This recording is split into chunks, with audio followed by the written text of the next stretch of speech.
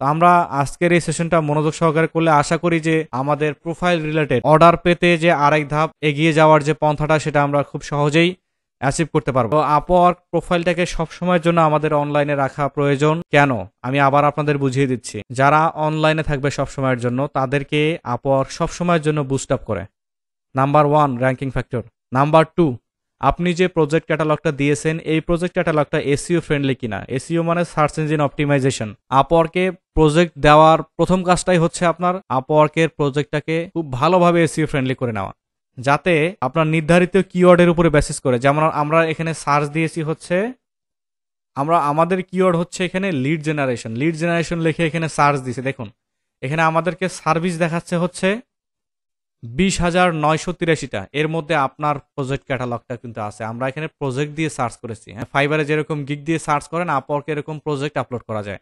That's why আমরা project select করে আমাদের প্রজেক্টটা যাতে আমরা আপনাদের এক্সপ্লেনেশন দিতে পারি, দ্যাটস ওয়াই প্রজেক্ট এখানে আমরা সিলেক্ট করে সার্চ দিয়েছি লিড জেনারেশন কিওয়ার্ড লিখে।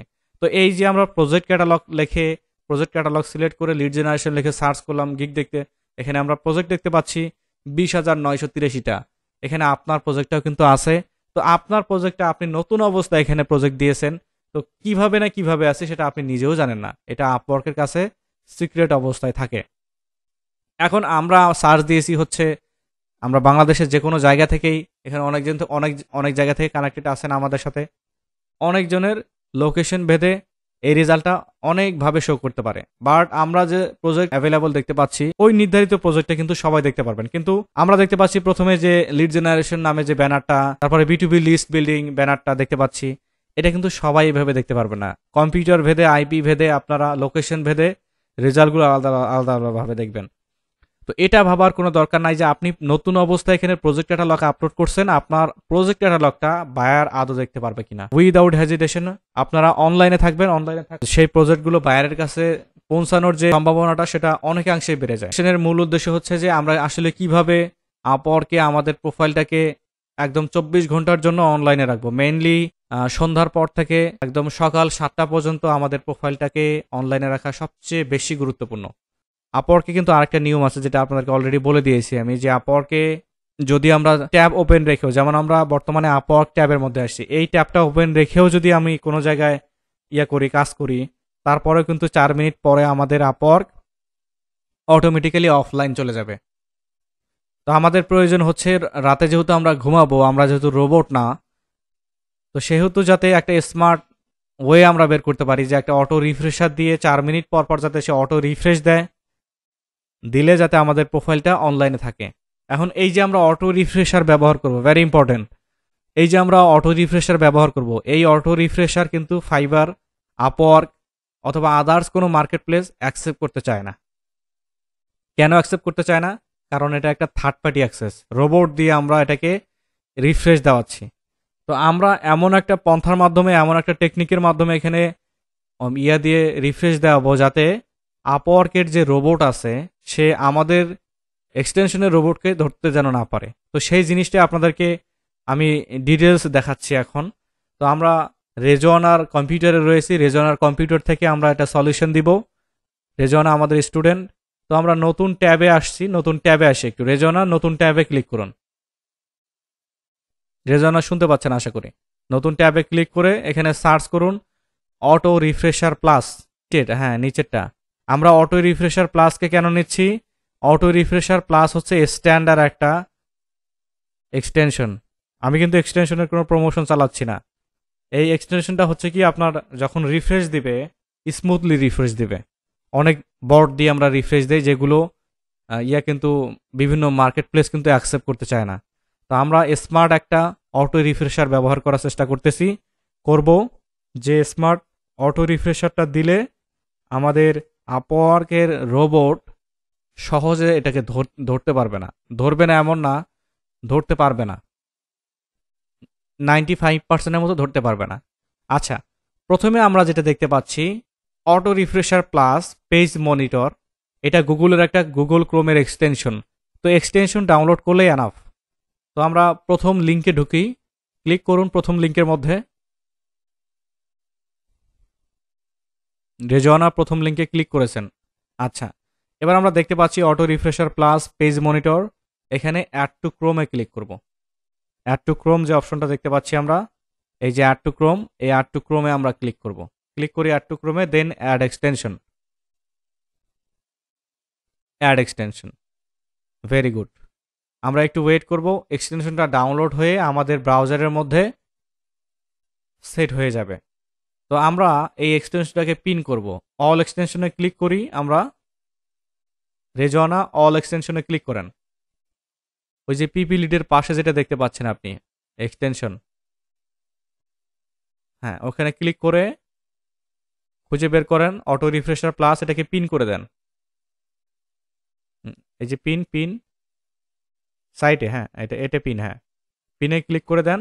দেখবেন যে এটা অটো রিফ্রেশার প্লাসের যে আইকনটা এটা চলে আসছে এখানে। এবার আমাদের কাজ হচ্ছে আমরা আপওয়ার্কের ভিতরে যাব। আপওয়ার্কের ভিতরে আসেন, আপওয়ার্কের ভিতরে আসেন। ওকে, আপওয়ার্কের ভিতরে আসার পরে এবার আপনার প্রোফাইল পিকচারের উপর ক্লিক করেন, অথবা ফাইন্ড ওয়ার্কে ক্লিক করেন। আপনি ফাইন্ড ওয়ার্কে ক্লিক করেন, ফাইন্ড ওয়ার্ক, হ্যাঁ ফাইন্ড ওয়ার্কে ক্লিক করেন। ক্লিক করলে এখান থেকে আপনার ওই যে রেজওয়ানা আর যেটা দেখতে পাচ্ছেন আপনি, ওই রেজওয়ানা আর এর উপরে ক্লিক করেন। ওকে, এবার আমরা করব কি, আমি যেখানে আপনাদেরকে চাপ দিতে বলতেছি এখানে এসে কিন্তু আপনাদের রিফ্রেশারটা সেট করলে সবচেয়ে বেটার, কারণ আপনার প্রোফাইল থেকে এটা রিফ্রেশ হবে, তার মানে প্রোফাইলটাকেই অনলাইন প্রেজেন্সের মধ্যে ভিজিবল করবে। তো আমরা এটাই চাই যে আমাদের প্রোফাইলটা অ্যাক্টিভ থাকুক। অবশ্যই আপনারা ফাইন্ড আউট থেকে প্রোফাইল আসবেন, প্রোফাইলে এসে এখন আপনি ওই যে অটো রিফ্রেশারের মধ্যে ক্লিক করেন। অটো রিফ্রেশার এক্সটেনশন যেটা আপনি ইয়ে করলেন, ডাউনলোড করলেন, ওই এক্সটেনশনটার উপরে ক্লিক করেন, হ্যাঁ ক্লিক করেন। আচ্ছা, এখানে আমাদের সেকেন্ডের হিসাব হয়, দেখুন আমরা এটা কয় মিনিট আকারে নিব। দেখুন প্রথমে আছে 5 সেকেন্ড, 10 সেকেন্ড, 15 সেকেন্ড, 5 মিনিট, তারপরে 15 মিনিট। কিন্তু আমরা জানি যে আপওয়ার্কে যদি আমরা 4 মিনিটের উপরে ইয়া যায় তাহলে আমাদের প্রোফাইলটাকে অফলাইন দেখাবে। তো 5 মিনিট দিলে তো অফলাইনই দেখায়, 1 মিনিটের জন্য প্রোফাইলটা অফলাইনে যায়। তো সেক্ষেত্রে আমরা এখানে কাস্টম ভাবে দেখুন নিচে দেখেন সেকেন্ডের এখানে সিলেক্ট রয়েছে, দেখেন রেজওয়ানা দেখতে পাচ্ছেন আশা করি, সেকেন্ডের এখানে সিলেক্ট রয়েছে। তো 4 মিনিটে কত সেকেন্ড হয় যেন, 240 সেকেন্ড মনে হয়, তাই না? 60 × 4 কত হয়? ওই যে 12টাকে কেটে দিয়ে 240 লেখেন, কেটে দেন কিবোর্ড থেকে ব্যাক স্পেসে প্রেস করে, এবার লেখেন 240, 240। হ্যাঁ 240 সেকেন্ডের জন্য আমরা পেজ রিমাইন্ডার দিচ্ছি, পেজ মনিটর দিচ্ছি। ওপর থেকে দেখেন স্টার্ট নামে অপশন রয়েছে, পাওয়ার স্টার্ট, ওই স্টার্টে ক্লিক করেন, এই যে স্টার্টে ক্লিক করেন, হ্যাঁ এটাকে অ্যালাউ করে দেন। ওকে, এখন দেখেন এক্সটেনশনটার উপরে তাকান, আপনি একটু রিফ্রেশ হয়ে যাক, এক্সটেনশনটার উপরে তাকান, দেখেন ওই দেখেন 4 মিনিট, ওই ওই অত সেকেন্ড পরে 3 মিনিট সামথিং সেকেন্ডের পরে আপনার প্রোফাইলটা রিফ্রেশ নিবে। তো আমাদের এই ট্যাবটা যাতে মনের ভুলে ক্যান্সেল না হয়ে যায়, তো তার তার তাগিদে আমরা এই ট্যাবটাকে পিন করে দিব। পিন করলে হবে কি, ব্রাউজারে এটাকে পিন হয়ে থাকবে, ক্যান্সেল অপশনটা আমরা পাবো কম।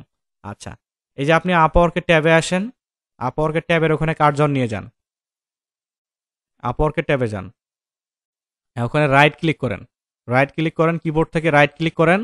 আমরা কিবোর্ড থেকে রাইট ক্লিক করব, সরি মাউস থেকে রাইট ক্লিক করেন। রাইট ক্লিক করলে এখানে পিন অপশন পাবেন, ডুপ্লিকেটের নিচে মিউট সাইটের উপরে, হ্যাঁ পিন অপশন পাবো, এটা পিন করে দিব। পিন করেন। এখন দেখেন আপওয়ার্ক ছোট্ট একটা ইয়া হয়ে সাইডে দেখুন, একদম ডান পাশে না বাম পাশে দেখেন এটা পিন হয়ে গেছে। আপওয়ার্কের ইয়া দেখেন মেসেঞ্জারে যে ট্যাবটা আছে আপনার, দেখেন ওর পাশে এটা পিন হয়ে গেছে। আপনার অ্যাড্রেস বারে দেখেন, অ্যাড্রেস বারে দেখেন এটা পিন হয়ে গেছে। এভাবে আমরা পিন করে রাখবো সব সময়ের জন্য, যাতে আমাদের প্রোফাইলটা কখনোই অফলাইন মোডে না যায়। তো এই অনলাইনে থাকলে অবশ্যই আপনাকে বায়াররা রিচ আউট করার চেষ্টা করবে, আপনাকে এক্সেপশনাল হইতে হবে, এখন অনলাইনে সবাই থাকবেন, এই যে অটো রিফ্রেশার অন করে দিয়ে, বস বলছে যে অটো রিফ্রেশার অন করে দিয়ে অবশ্যই আপনাদের এটা 24 ঘন্টা অন রাখা। যদি ব্যস্ত থাকেন তো সেক্ষেত্রে রাখা যায়, আর যদি না থাকেন তো সেক্ষেত্রে এটা তো রোবোটিক একটা সিস্টেম, তাই না? এটা তো অর্গানিক না। তো অনেকে রয়েছেন 24 ঘন্টা এটা অনলাইন মোডে দিয়ে আপনারা করেন কি মেসেঞ্জারে গিয়ে অথবা কোনো অনলাইনে গিয়ে হাজব্যান্ড ওয়াইফ অথবা গার্লফ্রেন্ড বয়ফ্রেন্ড চ্যাটিং করেন। এটা যাতে না করি, এটা বলতে হচ্ছে, আমাকে এক্সপিরিয়েন্স রয়েছে তো এই জন্য বলি আপনাদেরকে। এই জিনিসটা যাতে আপনারা না করেন, মানে খোশ গল্প পরে করবেন, যদি ওয়াইফাই বাসায় এসে খোশ গল্প করবেন অনলাইনে পরে। আগে নিজের ক্যারিয়ারের উপরে ফোকাস করেন, ক্যারিয়ার না হলে কেউ আপনাকে ইয়া করবে না, হ্যাঁ। এই বিশেষ করে ঝামেলা হয় যারা মানে এই ইয়া করেন আনম্যারিড রয়েছেন, এরা প্রচুর ঝামেলা করে। দ্রুত বিয়ে করে ফেরেন যদি ফ্রিল্যান্সিং এ সাকসেস হতে চান। সময় 1-1.5 মাস 2-3 মাস যাই যাবে, কথাগুলো খারাপ লাগবে বাট ভেরি ইম্পর্টেন্ট। 2-3 মাস 4 মাস যাই লাগবে, দেখবেন যে ওয়াইফকে সময় দিচ্ছেন আপনি আর ওইরকম ইয়া হচ্ছে না, ইন্টারেস্ট হচ্ছে না, ওই অনলাইনে ইন্টারেস্ট আপনার আসবে। অবশ্যই আপনাদেরকে এমন একটা রুটিন বাছাই করা প্রয়োজন যে রুটিনটা আপনার ক্যারিয়ারের ক্ষেত্রে সহায়ক হবে। এই যে আপনারা এক্সট্রা টাইম এদিক এদিক এদিক সেদিক ইয়া করেন, দোকানপাটে, বাজারে অথবা কোনো আড্ডায়, কফি শপে, এরকম যাতে আপনারা না করি। ফ্রিল্যান্সিং মানে আলাদা একটা জগৎ।